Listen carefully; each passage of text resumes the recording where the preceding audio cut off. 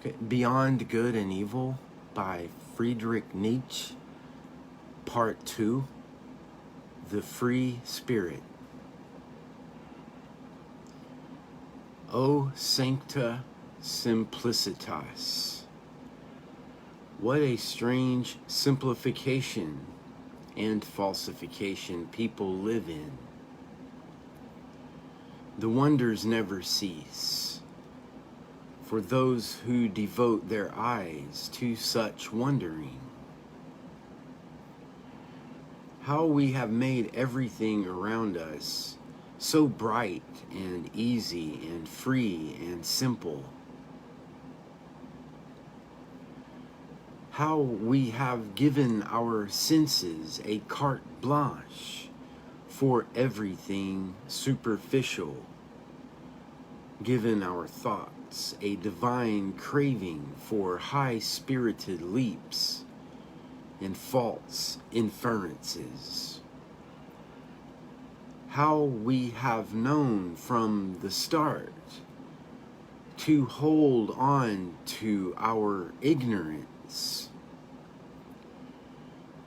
in order to enjoy a barely comprehensible freedom. Thoughtlessness, recklessness, bravery, and joy in life. To delight in life itself. And until now, science could arise only on this solidified granite foundation of ignorance. The will to know rising up on the foundation of a much more powerful will. The will to not know, to uncertainty, to untruth. Not as its opposite, but rather as its refinement.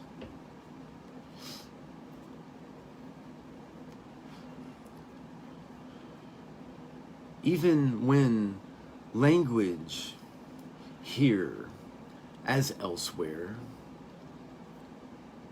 cannot get over its crassness and keeps talking about opposites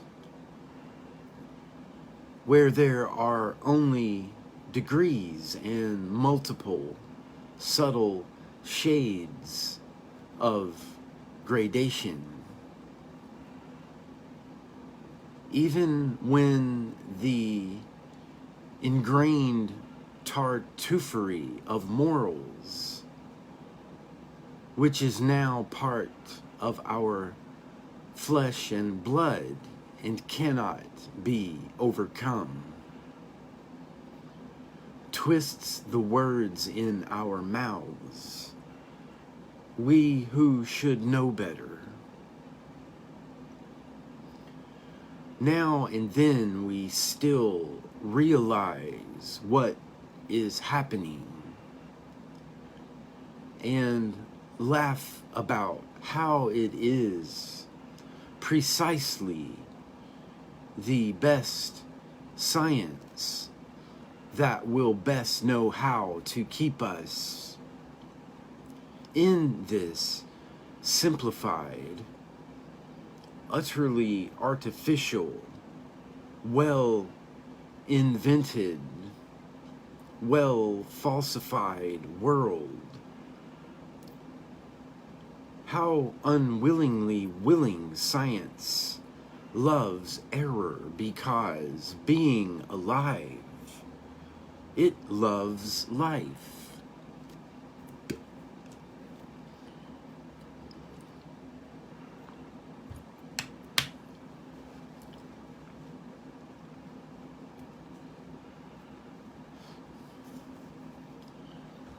after such a joyful entrance, there is a serious word that I want heard. It is intended for those who are most serious. Stand tall, you philosophers and friends of knowledge, and beware of martyrdom, of suffering for the sake of truth, even of defending yourselves. You will ruin the innocence and fine objectivity of your conscience.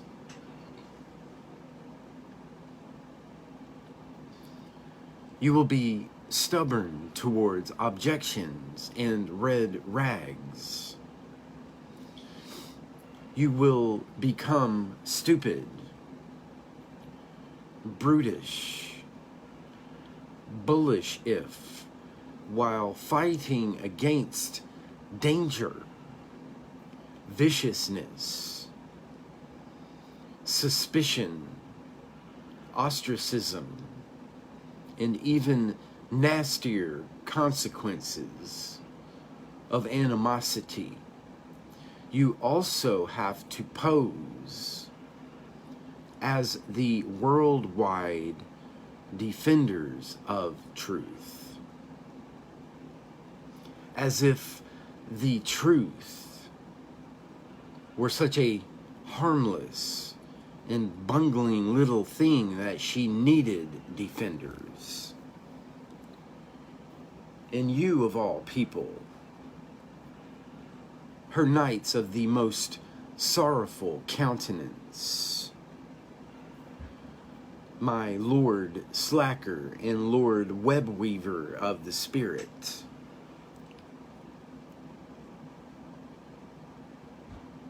in the end, you know very well that it does not matter whether you, of all people, are proved right. And furthermore, that no philosopher so far has ever been proved right. You also know that every little question mark you put after your special slogans and favorite doctrines, and occasionally after yourselves, might contain more truth than all the solemn gestures and trump cards laid before accusers in courts of law.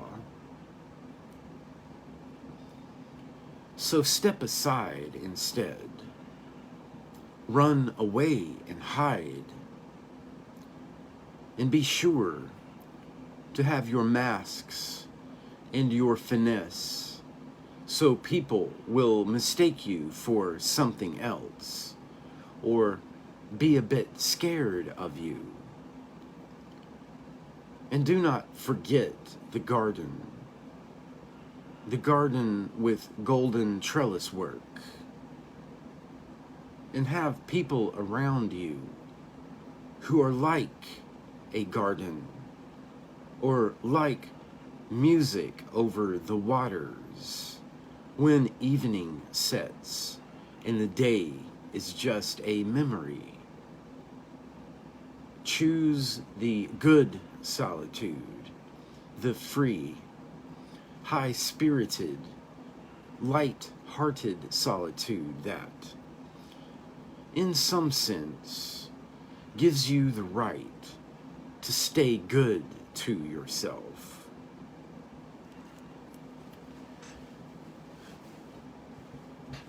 How poisonous, how cunning, how bad you become in every long war that cannot be waged out in the open. How personal you become when you have been afraid for a long time.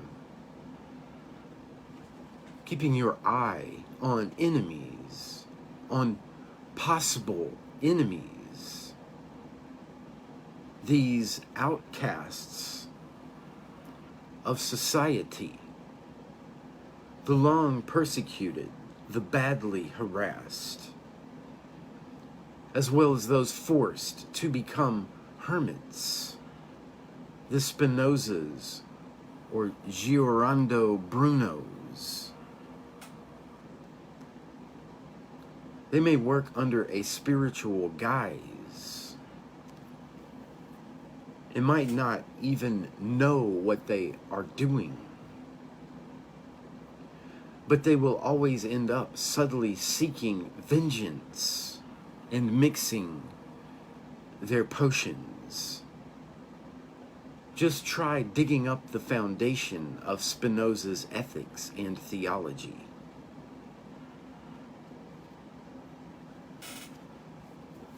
Not to mention the absurd spectacle of moral indignation, which is an unmistakable sign that a philosopher has lost his philosophical sense of humor. The philosopher's martyrdom, his self-sacrifice for the truth, brings to light the agitator and actor in him. And since we have only ever regarded him with artistic curiosity, it is easy to understand the dangerous wish to see many of these philosophers, in their degeneration for once, degenerated into martyrs or loudmouths on their stage or soapbox. It's just that with this sort of wish, we have to be clear about what we will be seeing. Only a satyr play, only a satirical epilogue, only the continuing proof that the long, real tragedy has come to an end, assuming that every philosophy was originally a long tragedy.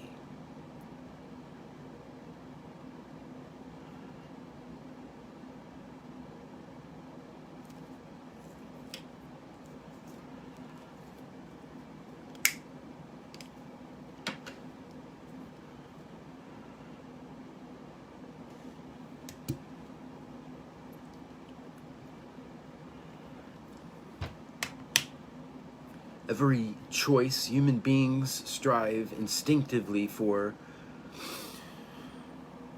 a citadel in secrecy, where he is rescued from the crowds, the many,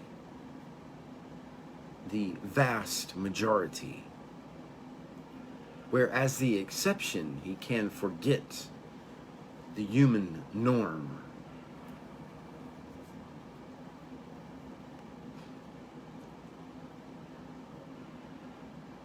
The only exception is when he is driven straight towards this norm by an even stronger instinct, in search of knowledge in the great and exceptional sense. Anybody who, in dealing with people, does not occasionally glisten in all the shades of distress, green and gray with disgust, weariness, pity, gloominess, and loneliness, he is certainly not a person of higher taste. But if he does not freely take on all this effort and pain,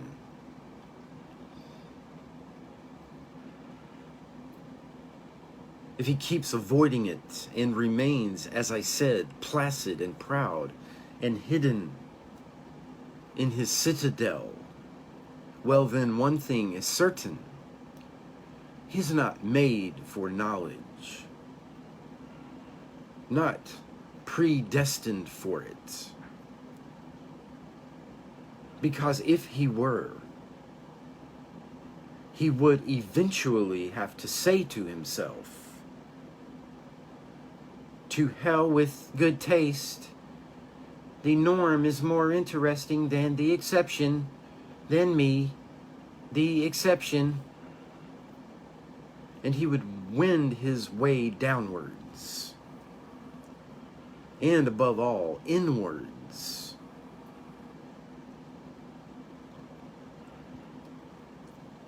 The long and serious study of the average man requires a great deal of disguise, self-overcoming, confidentiality, bad company. All company is bad company, except with your equals. Still, this is all a necessary part of the life story of every philosopher.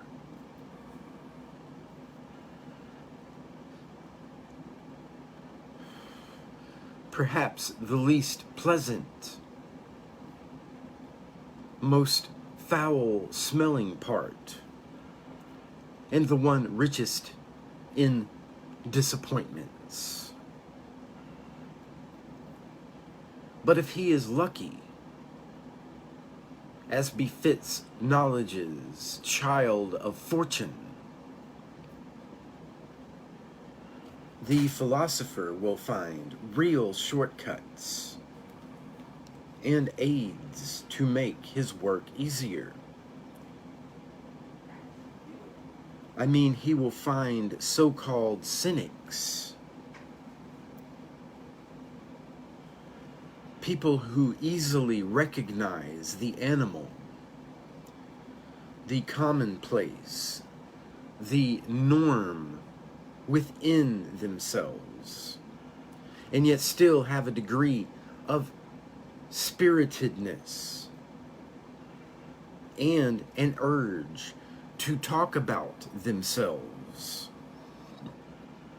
and their peers in front of witnesses.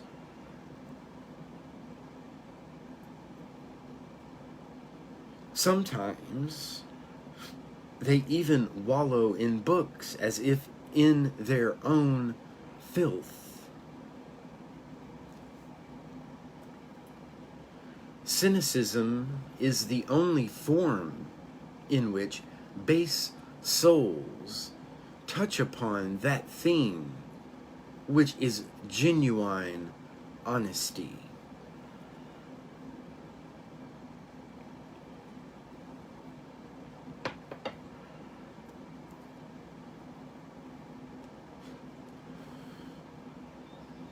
And the higher man needs to open his ears to all cynicism, crude or refined, and congratulate himself every time the buffoon speaks up without shame, or the scientific satyr is heard right in front of him.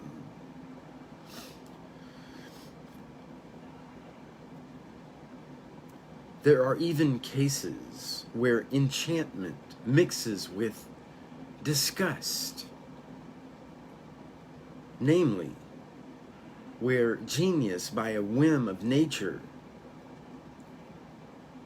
is tied to some indiscreet billy goat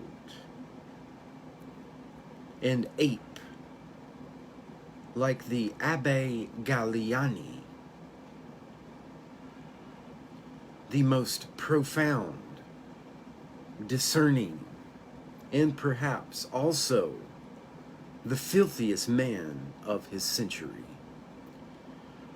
He was much more profound than Voltaire, and consequently a lot quieter. But as I have already suggested, what happens more often is that the scientific head is placed on an ape's body. A more subtle and exceptional understanding is put in a base soul. This is not a rare phenomenon, particularly among physicians and physiologists of morals.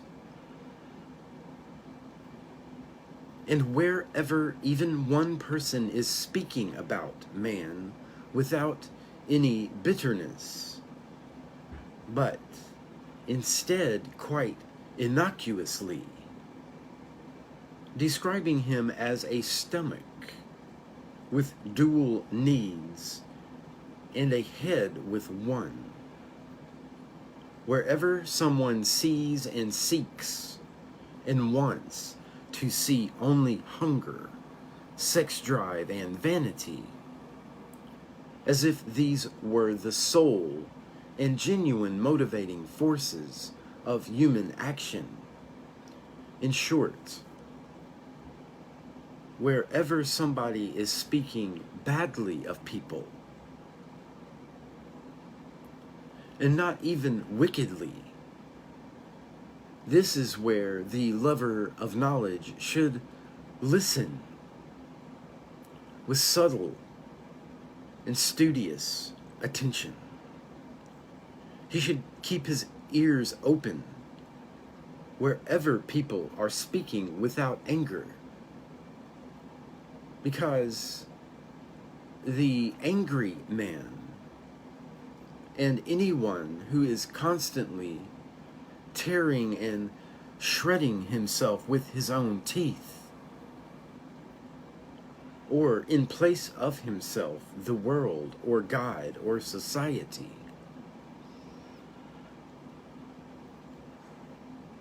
may very well stand higher than the laughing and self-satisfied satyr considered morally. But considered in any other way, he is the more ordinary, more indifferent, less instructive case. And nobody lies as much as the angry man.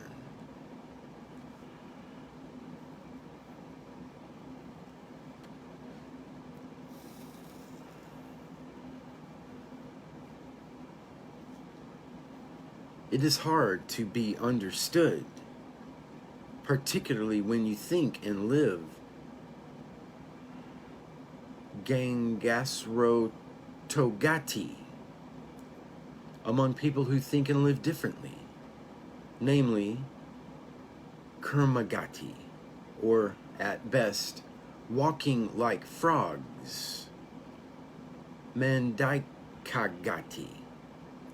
I am doing everything I can to be hard to understand myself. And you should give heartfelt thanks for the goodwill apparent in any subtlety of interpretation. But as far as good friends are concerned, they are always too easygoing and think that they have a right to be easygoing just because they are friends. So it is best to grant them some leeway from the very start and leave some latitude for misunderstandings. And then you can even laugh. or alternatively get rid of them altogether, these good friends, and then laugh some more. The hardest thing to translate from one language into another is the tempo of its style, which is grounded in the character of the race, or, to be more physiological, in the average tempo of its metabolism. There are well-meaning interpretations that are practically falsifications. They involuntarily debase the original simply because it has a tempo that cannot be translated.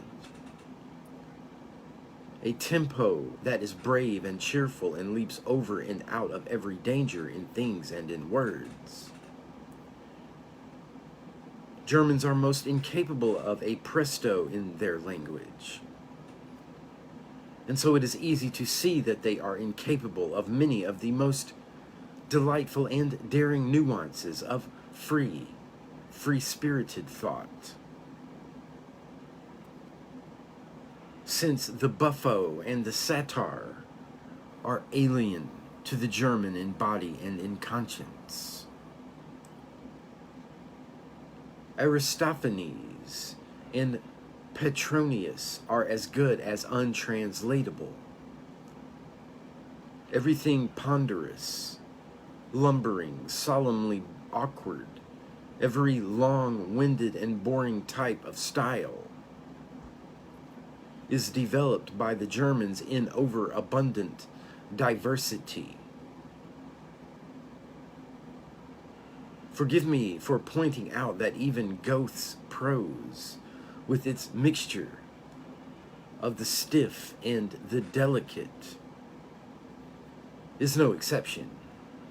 It is both a reflection of the good old days to which it belonged and an expression of the German taste back when there still was a German taste.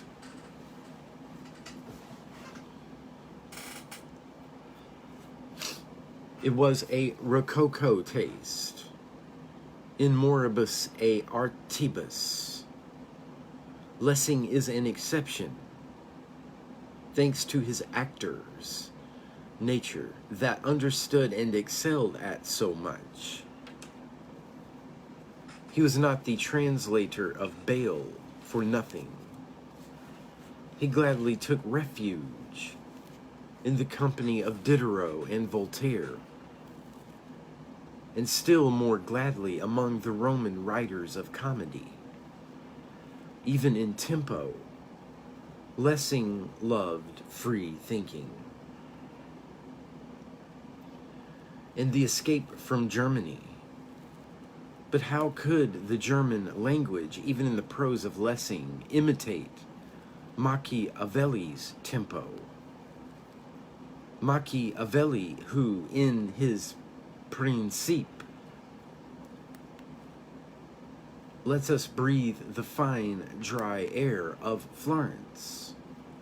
He cannot help presenting the most serious concerns in a boisterous, allegrissimo, and is perhaps not without a malicious, artistic sense for the contrast he is risking.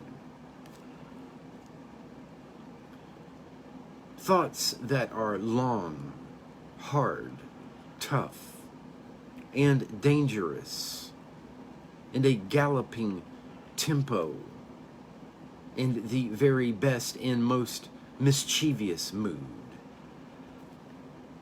Who, finally, would dare to translate Petronius into German? A man who, more than any great musician so far, was the master of the presto in inventions, ideas, and words. What do all the swamps of the sick and wicked world, even the ancient world, matter in the end for someone like him, with feet of wind, with the breath and the force of the liberating scorn of a wind that makes everything healthy by making everything run.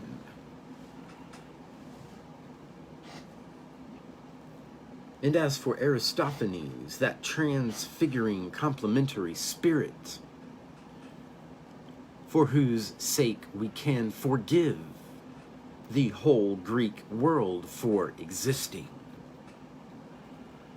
as long as we have realized in full depth and profundity what needs to be forgiven and transfigured here.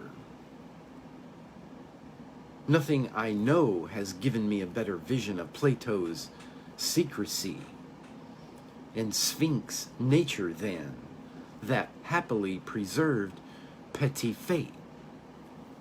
Under the pillow of his deathbed, they did not find a Bible or anything Egyptian, Pythagorean, or Platonic, but instead Aristophanes. How would even a Plato have endured life? A Greek life that he said no to without an Aristophanes.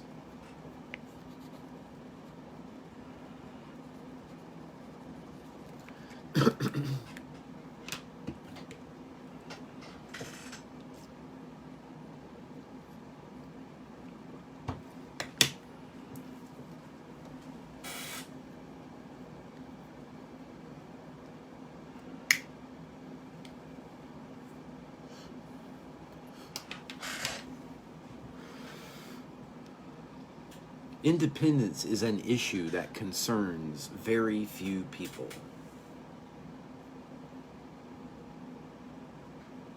It is a prerogative of the strong.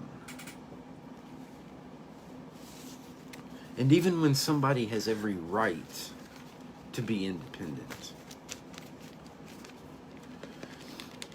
if he attempts such a thing without having to do so, he proves that he is probably not only strong, but brave to the point of madness. He enters a labyrinth. He multiplies by 1,000 the dangers already inherent in the very act of living, not the least of which is the fact that no one with eyes will see how and where he gets lost and lonely and is torn limb from limb by some cave minotaur of conscience. And assuming a man like this is destroyed,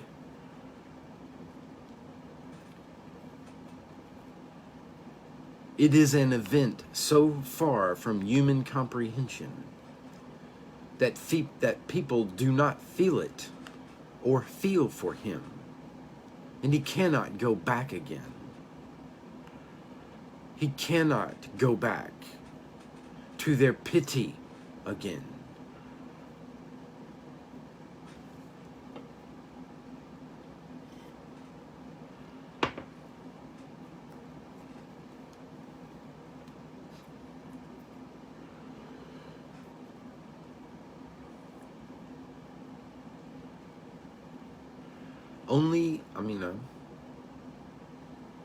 Again, our highest insights must and should sound like stupidities or possibly crimes when they come without permission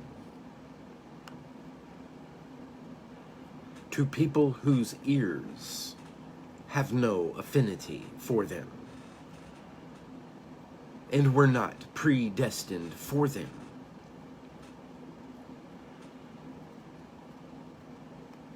The distinction between the exoteric and the esoteric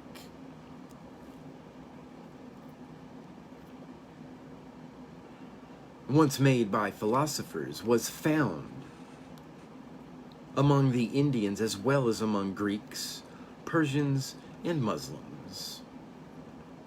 Basically, it was found everywhere that people believed in an order of rank and not in equality and equal rights. The difference between these terms is not that the exoteric stands outside and sees, values, measures, and judges from this external position rather than from some internal one. What is more essential is that the exoteric sees things up from below, while the esoteric sees them down from above.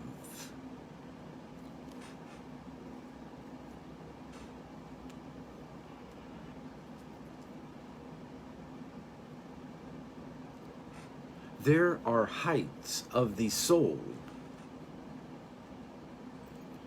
from whose vantage point even tragedy stops having tragic effects. And who would dare to decide whether the collective sight of the world's many woes would necessarily compel and seduce us into a feeling of pity? A feeling that would only serve to double these woes.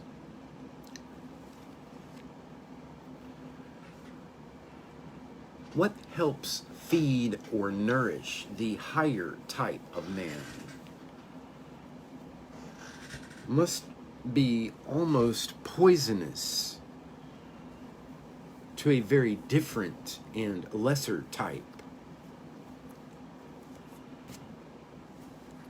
The virtues of a base man could indicate vices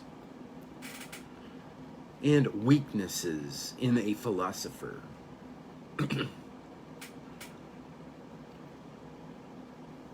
If a higher type of man were to degenerate and be destroyed, this very destruction could give him the qualities needed to make people honor him as a saint down in the lower realm where he has sunk. There are books that have inverse values for soul and for health, depending on whether they are used by the lower souls in lowlier life forces, or by the higher and more powerful ones. In the first case, these books are dangerous and cause deterioration and dissolution. In the second case, they are the herald's calls that summon the most courageous to their courage. Books for the general public always smell foul. The stench of petty people clings to them. It usually stinks in places where the people eat and drink, even where they worship. You should not go to church if you want to breathe clean air.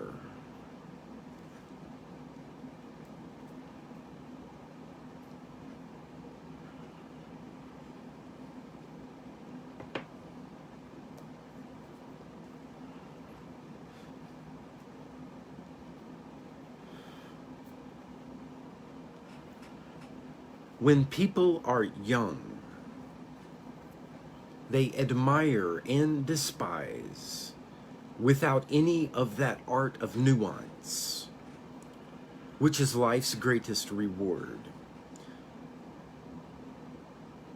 So it is only fair that they will come to pay dearly for having assaulted people and things like this with a yes and a no. Everything is set up so that the worst possible taste, the taste for the unconditional, gets cruelly and foolishly abused until people learn to put some art into their feelings and prefer the risk they run with artifice, just like real artists of life do.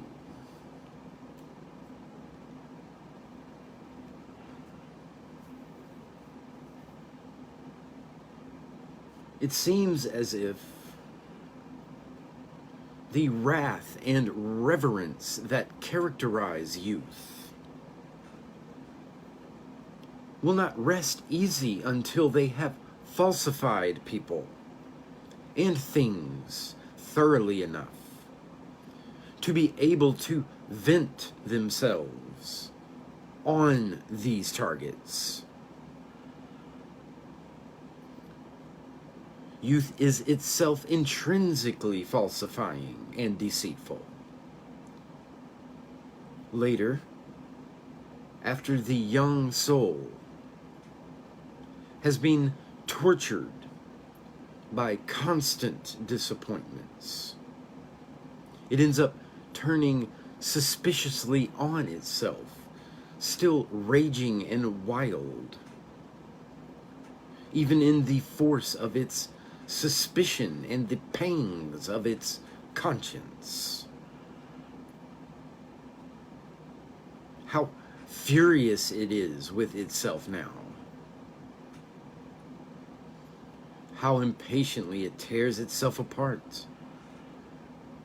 What revenge it exacts for having blinded itself for so long. As if its blindness had been voluntary. In this transitional state, we punish ourselves by distrusting our feelings. We torture our enthusiasm with doubts. We experience even a good conscience as a danger, as if it were a veil wrapped around us. Something marking the depletion of a more subtle, genuine honesty. And above all, we become partisan. Partisan on principle against youth. A decade later, we realize that all this was youthfulness too.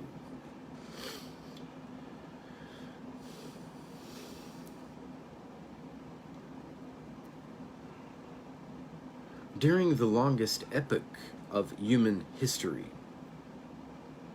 which is called the prehistoric age, an action's value or lack of value was derived from its consequences. The action itself was taken as little into account as its origin. Instead, the situation was something like that of present-day China, where the honor or dishonor of a child reflects back on the parents. In the same way, it was the retroactive force of success or failure that showed people whether to think of an action as good or bad.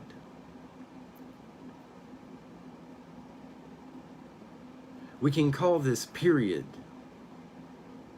the pre-moral period of humanity. At that point, the imperative "know thyself" was still unknown. By contrast, over the course of the last 10 millennia, people across a large part of the earth have gradually come far enough to see the origin, not the consequence, as decisive for the value of an action.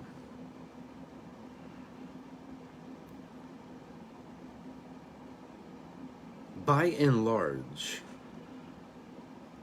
this was a great event, a considerable refinement of outlook and criterion, an unconscious after effect of the dominance of aristocratic values and the belief in origin, and the sign of a period that we can signify as moral in a narrow sense. This marks the first attempt at self-knowledge. Origin rather than consequence, with a reversal of perspective. And certainly, this reversal was only accomplished after long struggles and fluctuations. Granted, this meant that a disastrous new superstition, a distinctive narrowness of interpretation, gained dominance. The origin of the action was interpreted in the most determinate sense possible.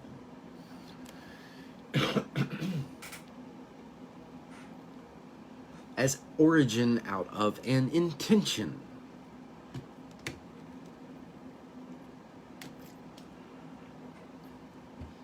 People were united in the belief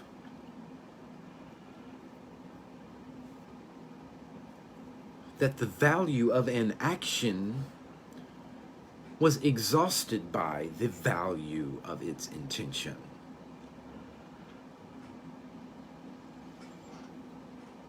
intention as the entire origin and prehistory of an action.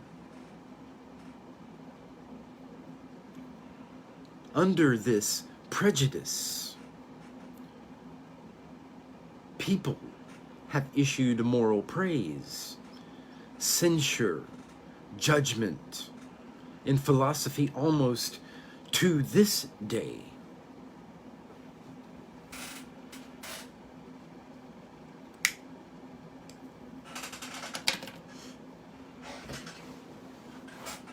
But today,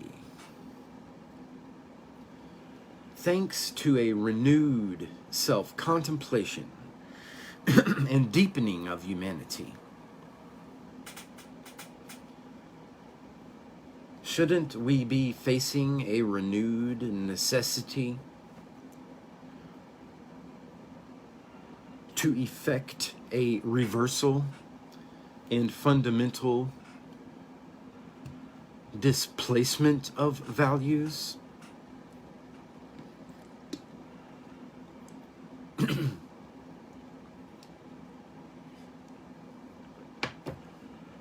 Shouldn't we be standing on the threshold of a period that would be designated negatively at first as extra-moral?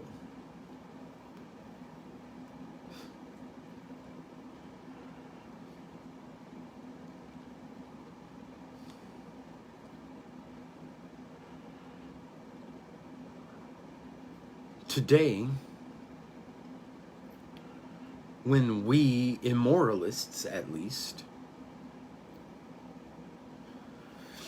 suspect that the decisive value is conferred by what is specifically unintentional about an action, in that all its intentionality,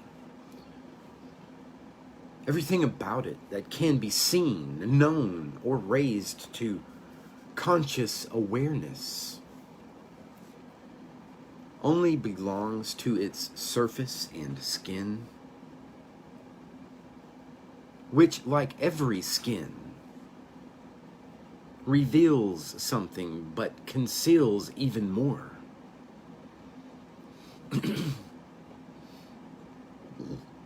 In short,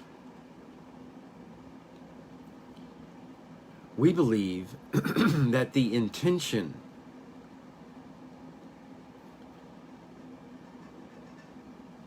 is only a sign and symptom that first needs to be interpreted, and that, moreover, it is a sign that means too many things, and consequently means almost nothing by itself. We believe that morality, in the sense it has had up to now, the morality of intentions, was a prejudice, a precipitousness, perhaps a preliminary, a thing on about the same level as astrology and alchemy, but in any case, something that must be overcome. The overcoming of morality, even the self-overcoming of morality in a certain sense. Let this be the name for that long and secret labor which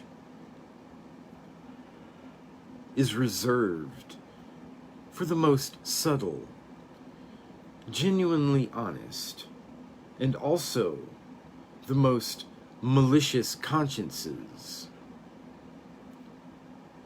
of the day, who are living touchstones of the soul.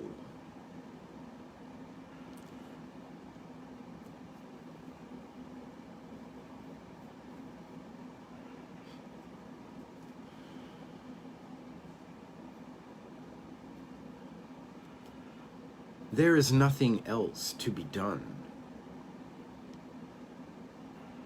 The feelings of utter devotion, of sacrifice for your neighbor, and the entire morality of self-abnegation have to be mercilessly taken to court and made to account for themselves. And the same holds for the aesthetic of disinterested contemplation, the seductive guise under which the castration of art is presently trying to create a good conscience for itself. These feelings of for others, of not for myself, contain far too much sugary and sorcery for us not to need,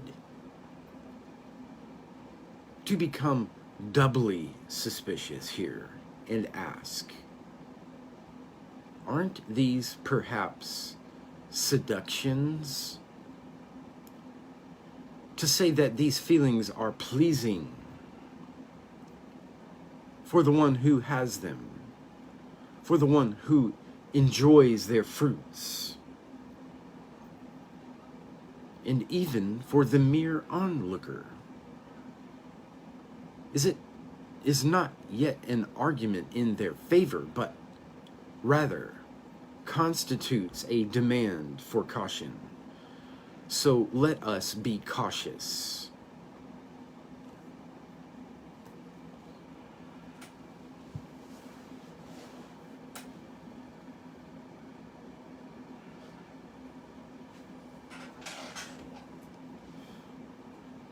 It does not matter what philosophical standpoint you might take these days. Any way you look at it,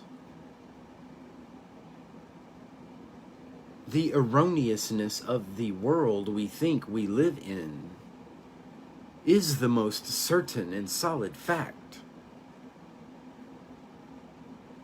that our eyes can still grab hold of. We find reason after reason for it. Reasons that might lure us into speculations about a deceptive principle in the essence of things. But anyone who makes thinking itself, and therefore the spirit, responsible for the falseness of the world,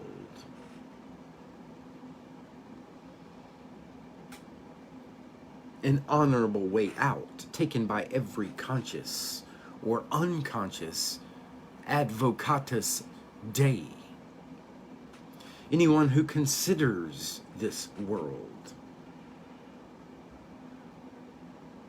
together with space, time, form, and motion, to be falsely inferred, such a person would at the very least have ample cause to grow suspicious of thinking altogether.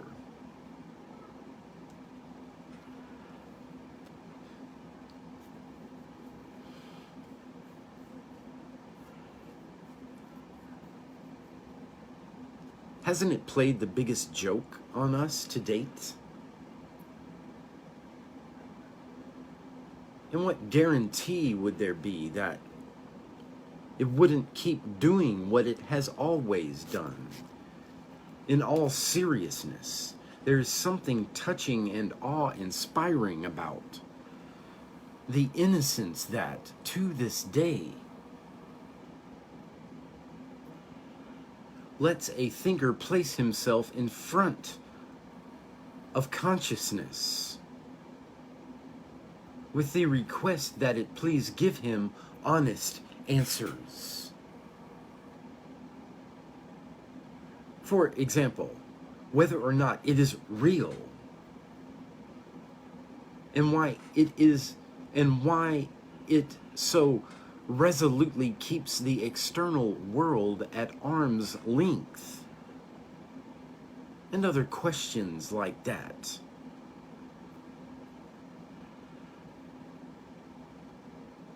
The belief in immediate certainties is a moral naivete.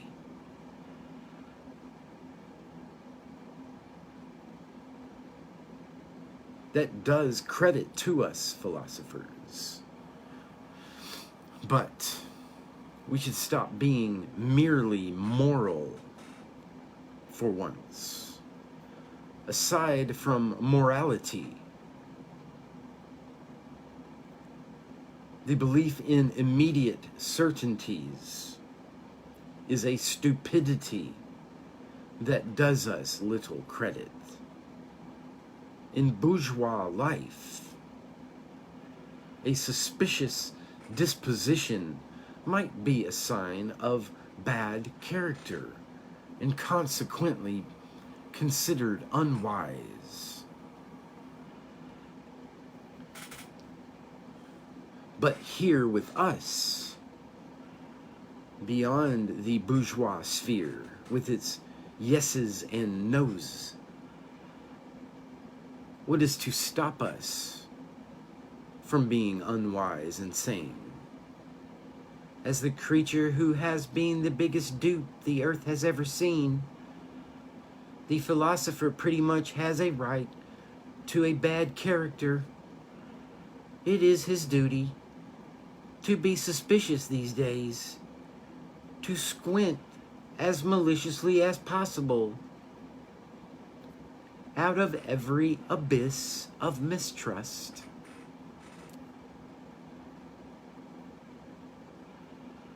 Forgive me for playing jokes with this gloomy grimace and expression.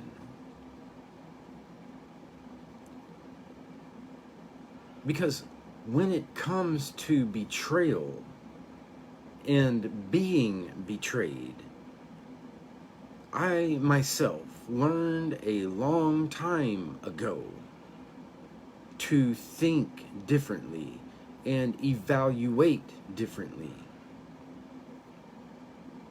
And my elbow is ready with at least a couple of nudges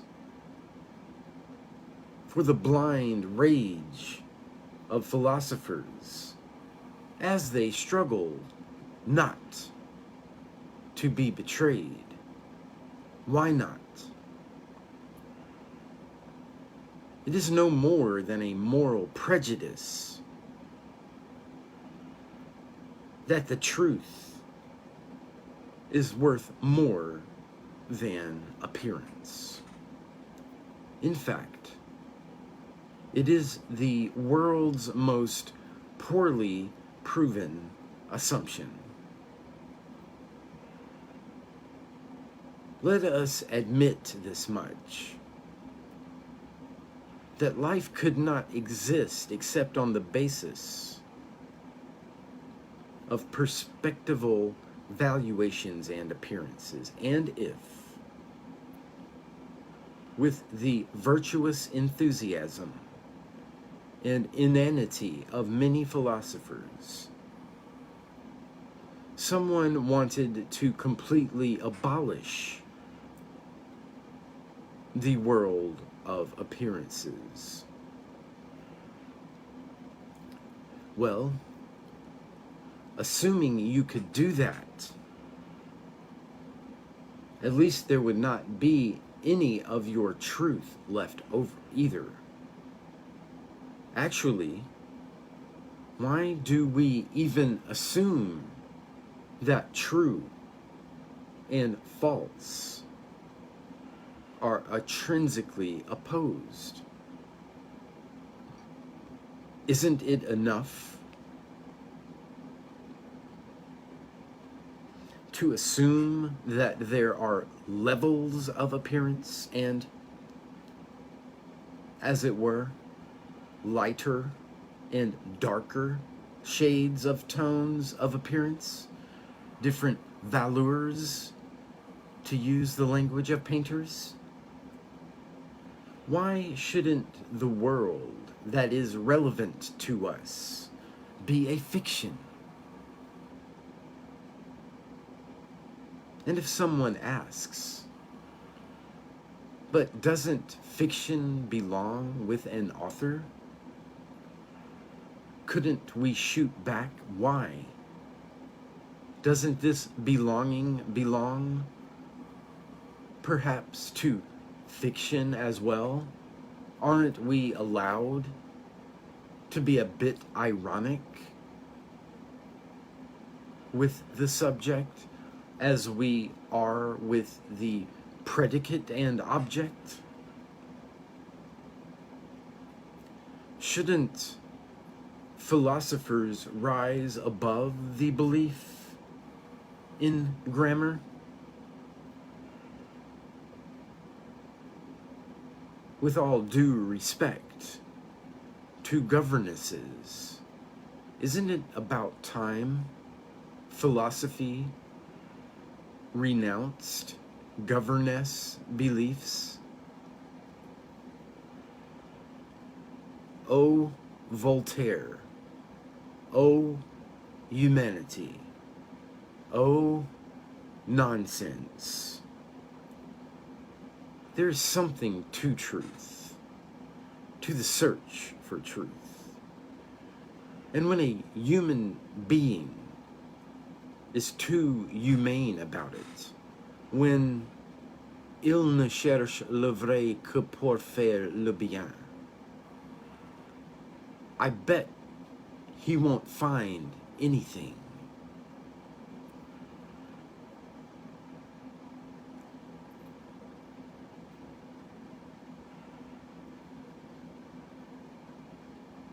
Assuming that our world of desires and passions is the only thing given as real, that we cannot get down or up to any reality except the reality of our drives, since thinking is only a relation between these drives. Aren't we allowed to make the attempt and pose the question as to whether something like this given isn't enough to render the so-called mechanistic and thus material world comprehensible as well? I do not mean comprehensible as a deception, a mere appearance.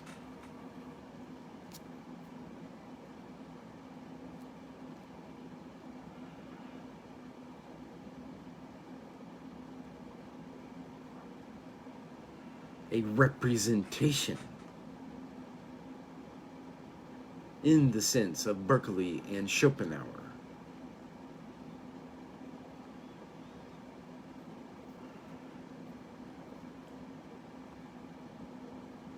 I mean, it might allow us to understand the mechanistic world as belonging to the same plane of reality as our effects themselves, as a primitive form of the world of affect.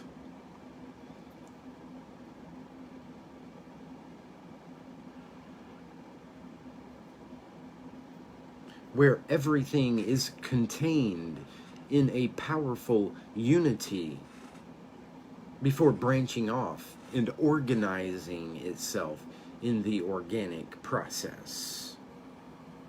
And, of course, being softened and weakened.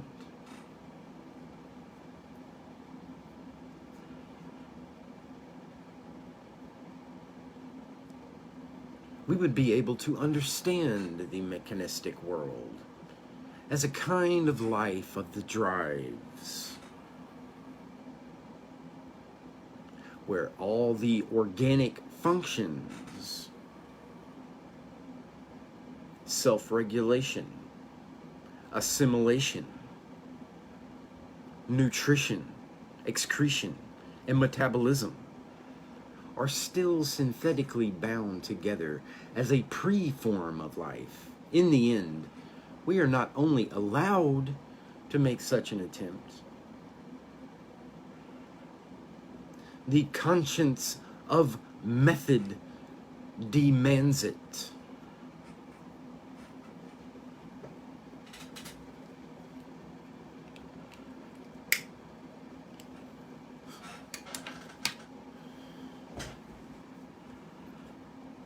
Multiple varieties of causation should not be postulated until the attempt to make do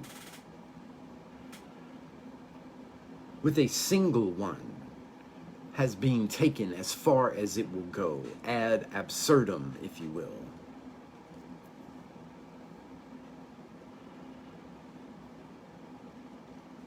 This is a moral of method that cannot be escaped these days. It follows from the definition as a mathematician would say.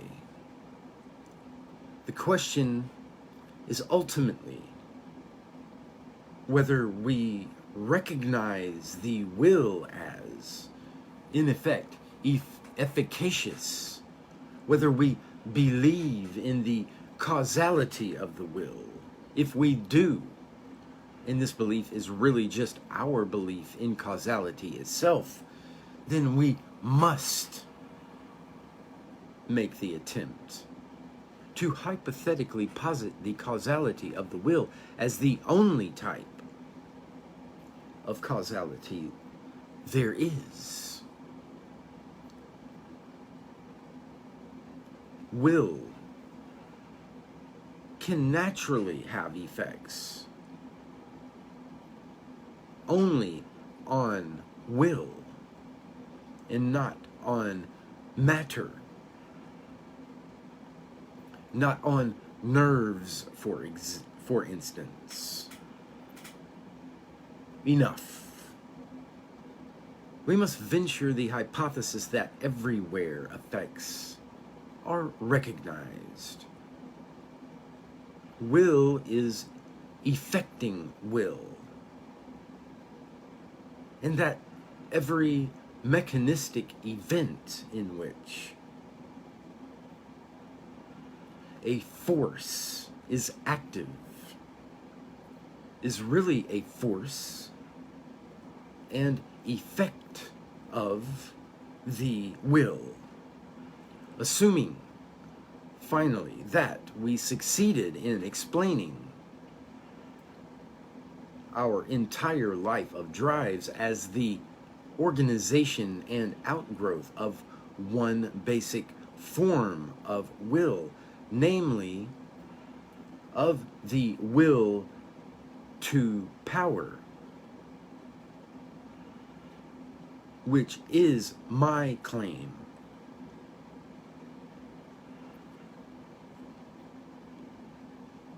Assuming we could trace all organic functions back to this will to power and find that it even solved the problem of procreation and nutrition, which is a single problem, then we will have earned the right to clearly designate all efficacious force as will to power. The world seen from inside. The world determined and described with respect to its intelligible character would be just this will to power and nothing else. What? Doesn't that mean, to use a popular idiom, God is refuted, but the devil is not?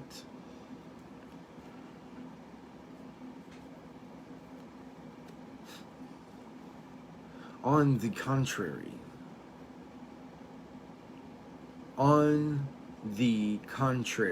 my friends, and who the devil is forcing you to use popular idioms.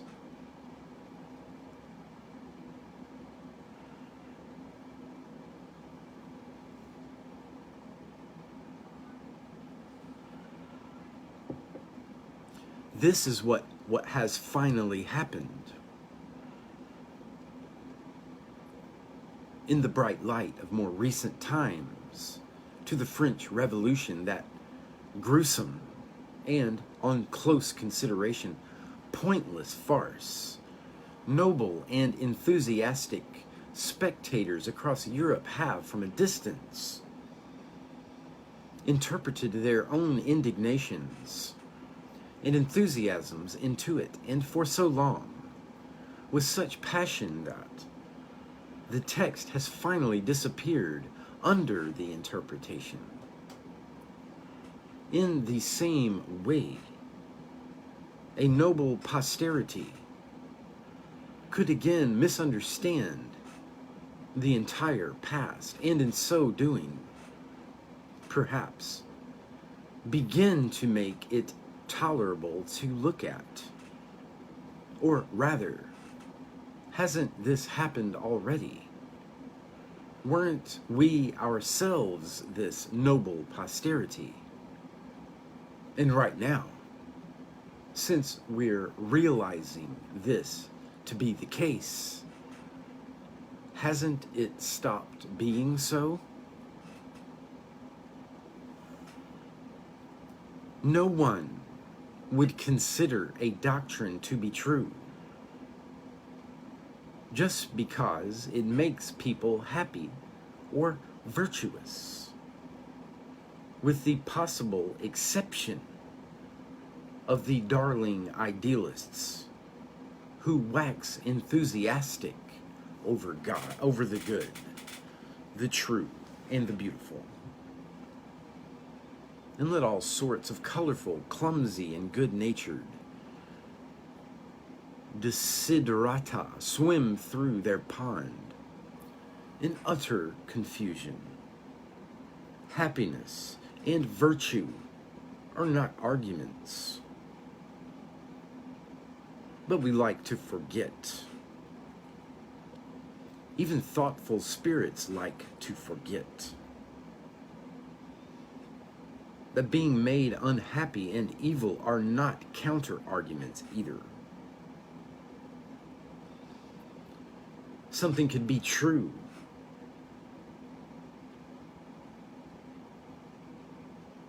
even if it is harmful or dangerous to the highest degree. It could even be part of the fundamental character of existence that people with complete knowledge get destroyed.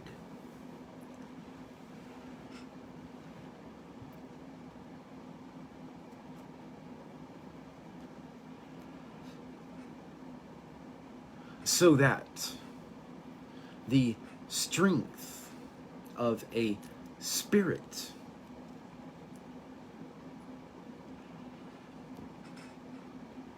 would be proportionate to how much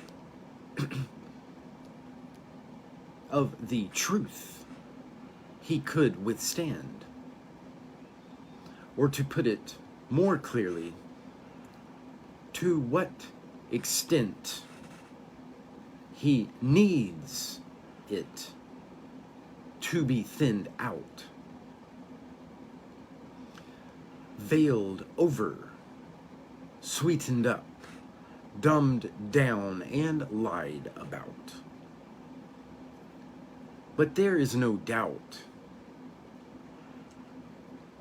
that when it comes to discovering certain aspects of the truth, people who are evil and unhappy are more fortunate and have a greater probability of success.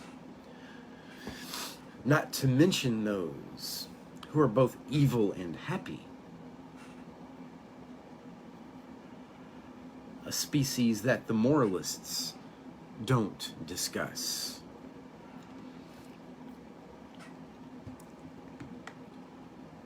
Perhaps harshness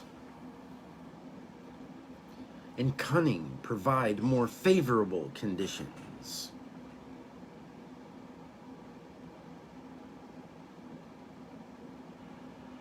For the origin of the strong, independent spirit and philosopher than that gentle, fine, yielding good nature and art of taking things lightly that people value, and value rightly in a scholar.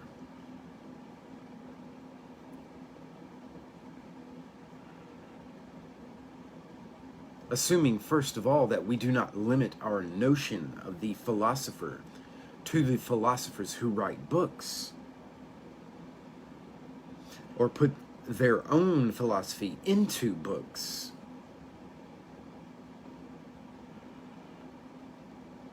One last feature for the picture of the free-spirited philosopher is provided by Stendhal, and for the sake of the German taste, I will not overlook the chance to underscore this character, since it goes against the German taste. Pour être bon philosophe, says this last great psychologist, il faut être sec, clair, sans illusion. Un banquier qui a fait fortune a une partie du caractère requis pour faire des découvertes en philosophie, c'est-à-dire pour voir clair dans ce qui est. Everything profound loves masks.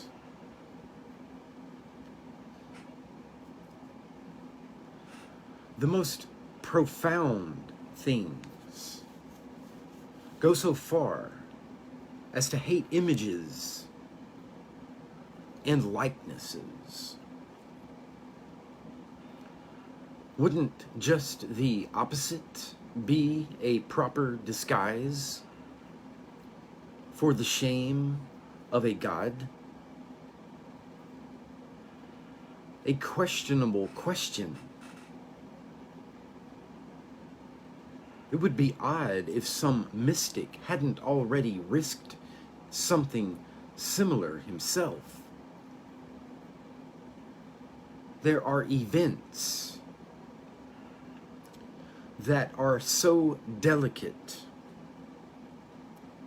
that it is best to cover them up with some coarseness and make them unrecognizable.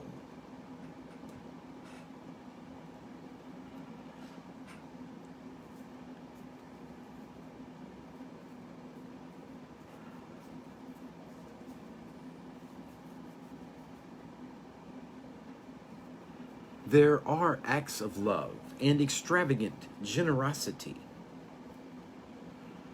in whose aftermath nothing is more advisable than to take a stick and give the eyewitness a good beating.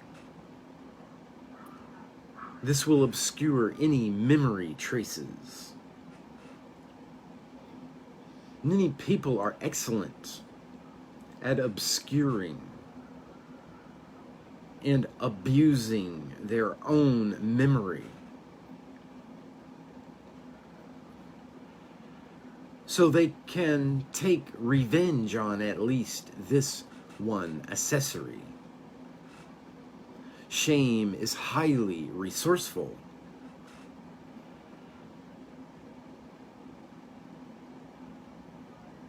It is not the worst things that we are the most ashamed of. Malicious cunning is not the only thing behind a mask.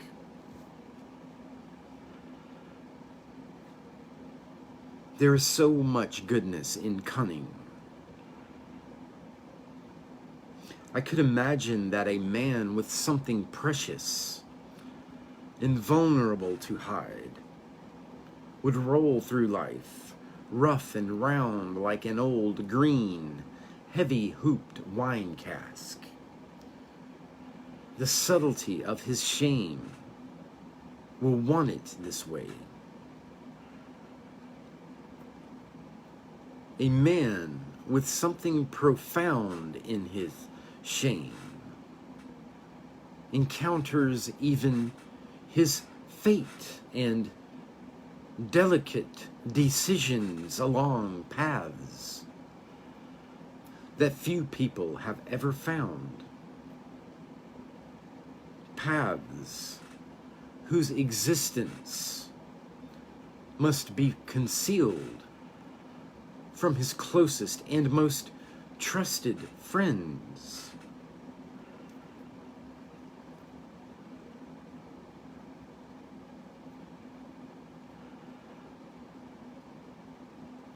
His mortal danger is hidden from their eyes, and so in his regained sense of confidence in life,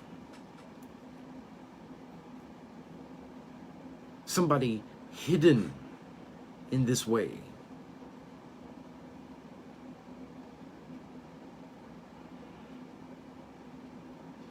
who instinctively needs speech in order to be silent and concealed, and is tireless in evading communication, wants and encourages a mask of himself to wander around in his place through the hearts and heads of his friends.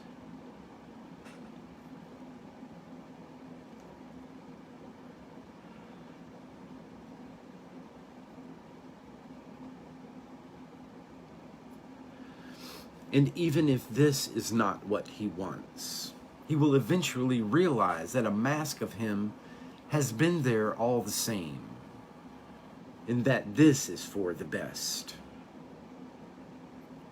Every profound spirit needs a mask.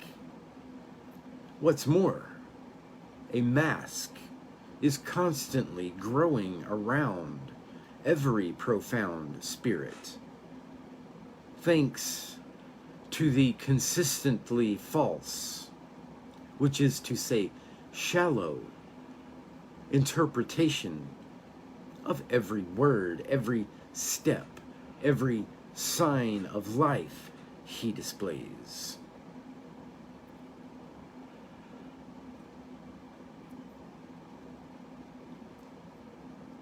We have to test ourselves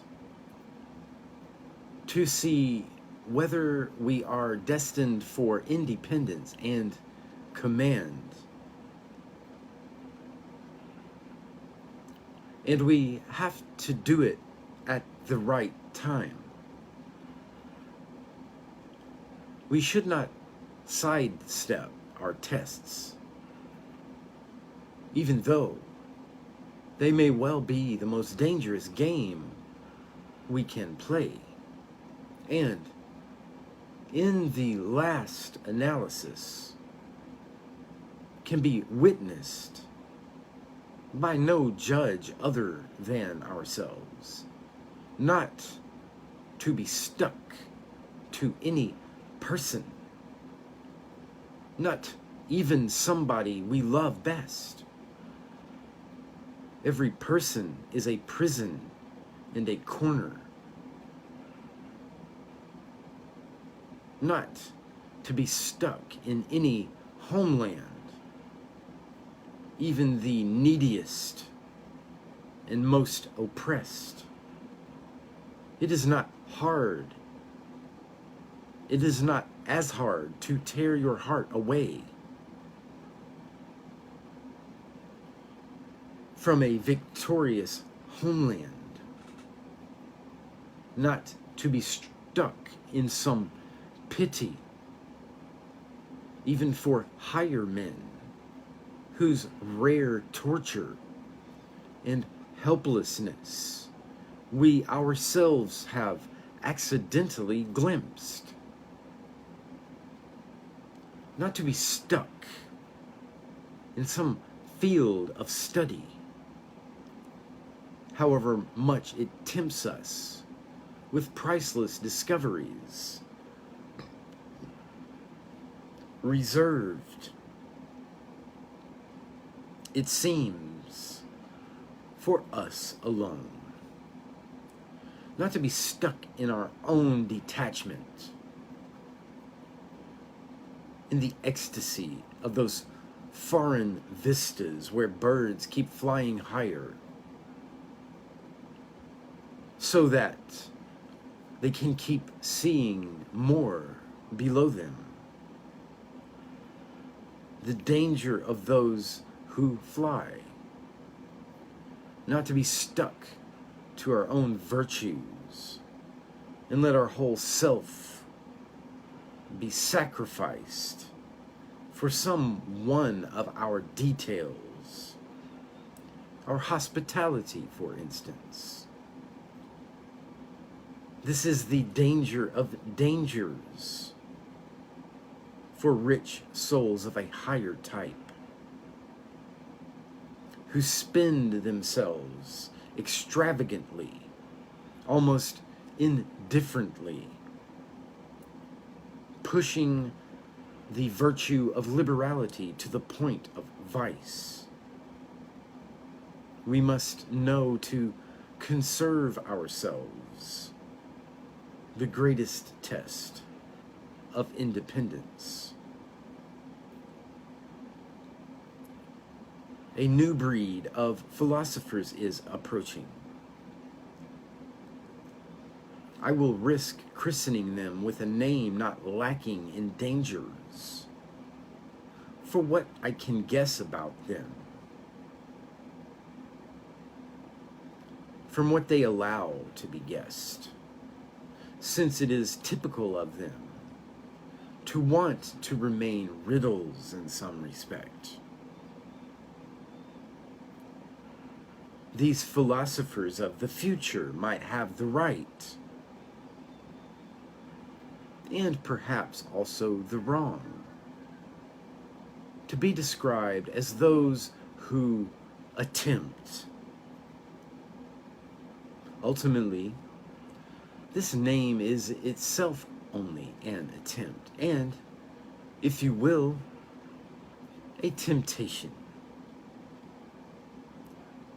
Are they new friends of truth, these upcoming philosophers? Probably, since all philosophers so far have loved their truths. But they certainly will not be dogmatists. It would offend their pride as well as their taste.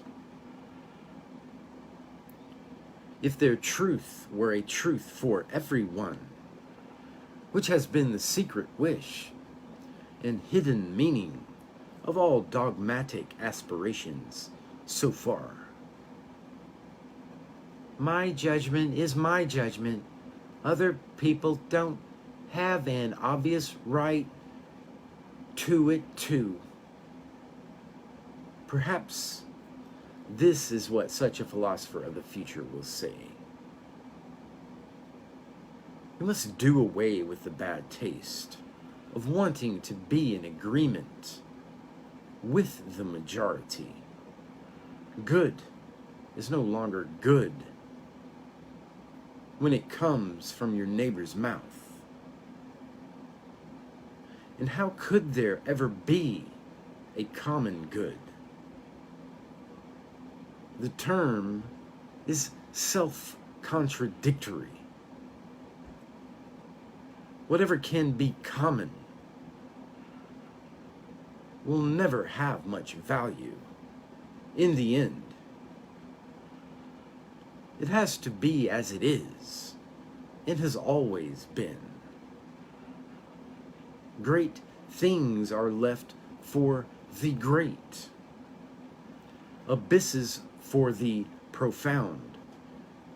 Delicacy and trembling for the subtle. And all in all, everything rare for those who are rare themselves.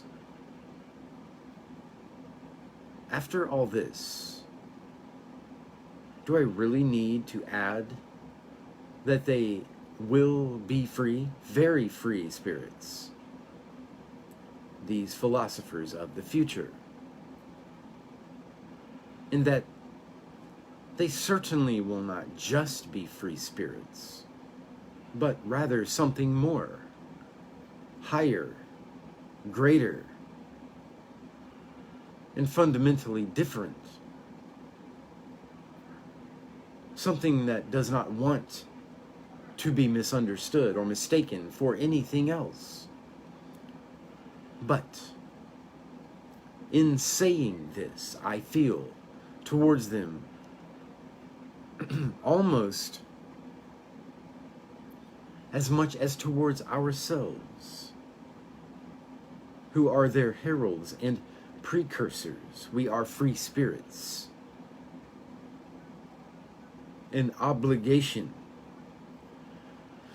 to sweep away a stupid old prejudice and misunderstanding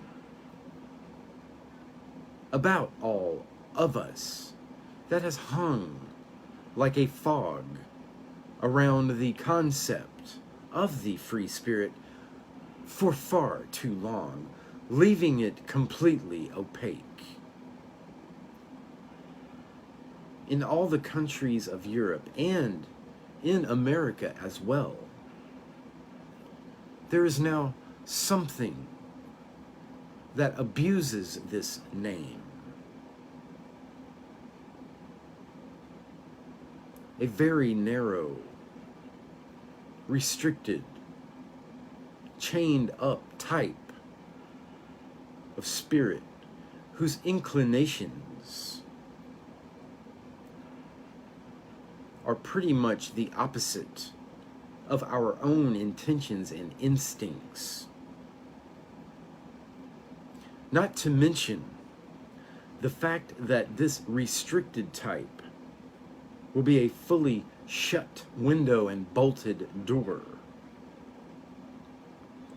with respect to these approaching new philosophers. In a word, but a bad one.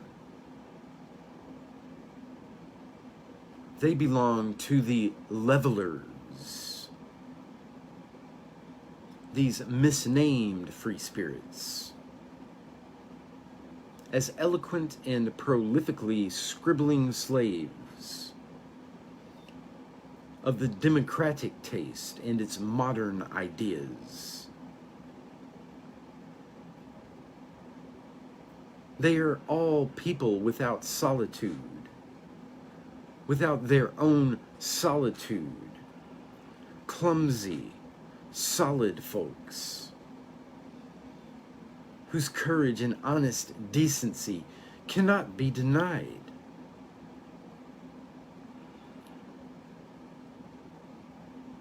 It's just that they are unfree and ridiculously superficial,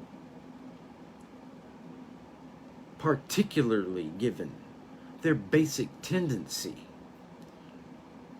to think that all human misery and wrongdoing is caused by traditional social structures.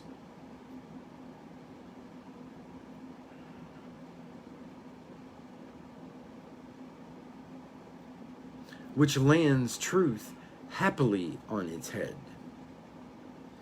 What they want to strive for with all their might is the universal green pasture happiness of the herd, with security, safety, contentment, and an easier life for all.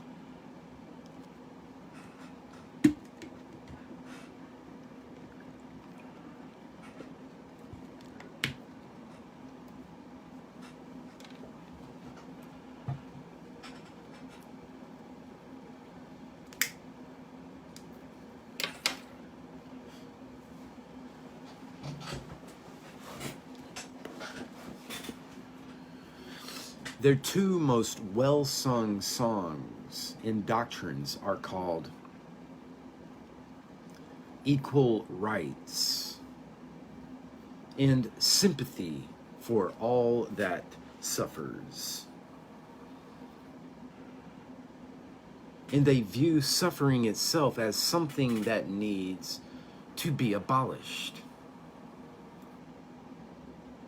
We who are quite the reverse have kept an eye and a conscience open to the question of where and how the plant man has grown the strongest.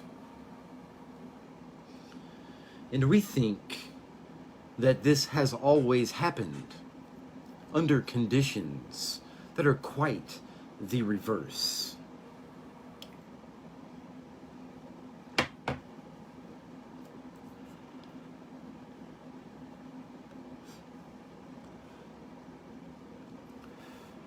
We think that the danger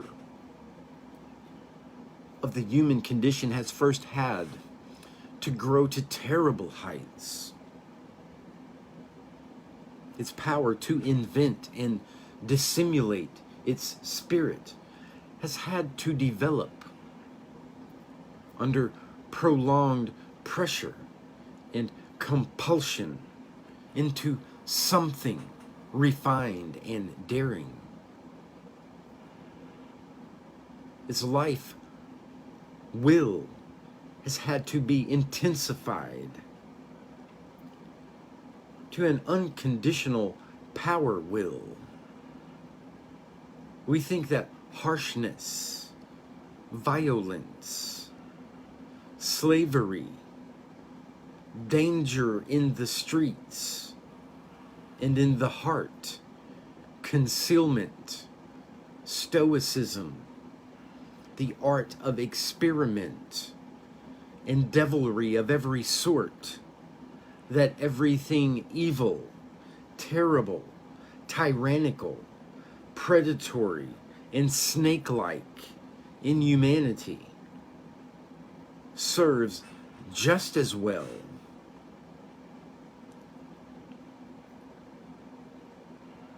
as its opposite to enhance the species' humanity.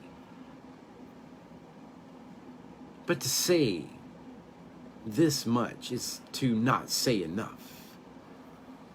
And in any event, this is the point we have reached with our speaking and our silence.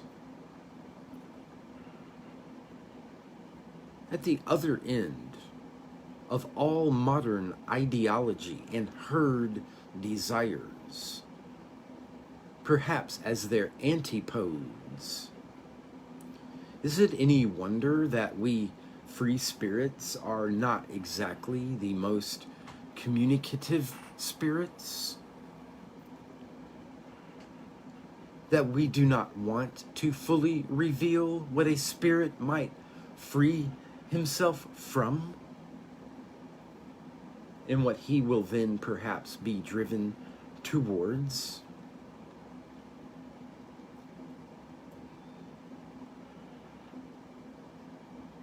And as to the dangerous formula, beyond good and evil, it serves to protect us, at least from being mistaken for something else. We are something different from libera pensur, libere pensatori, Friedinker, and whatever else all these sturdy advocates of modern ideas like to call themselves.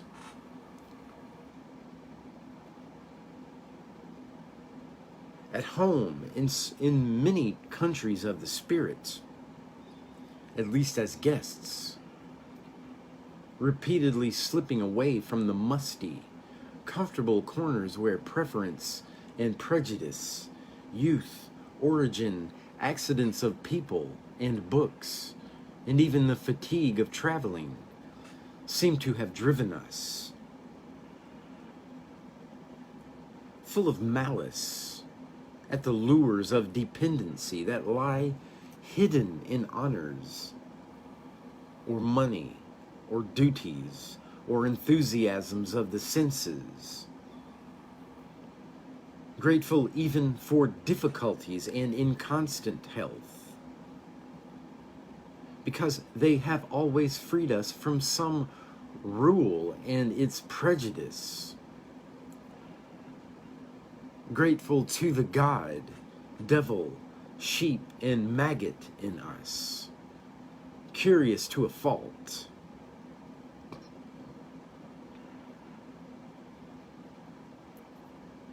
Researchers to the point of cruelty, with unmindful fingers for the incomprehensible, with teeth and stomachs for the indigestible, ready for any trade that requires a quick wit and sharp senses, ready for any risk thanks to an excess of free will, with front and back souls whose ultimate aim is clear to nobody, with fore and backgrounds that no foot can fully traverse, hidden under the cloak of light, conquerors, even if we look like heirs and prodigals, collectors and gatherers, from morning until evening, miserly with our riches, and our cabinets filled to the brim, economical with what we learn and forget, inventive in schemata, sometimes proud of tables of categories, sometimes pedants, sometimes night owls at work, even in bright daylight. Yes, even scarecrows when the need arises.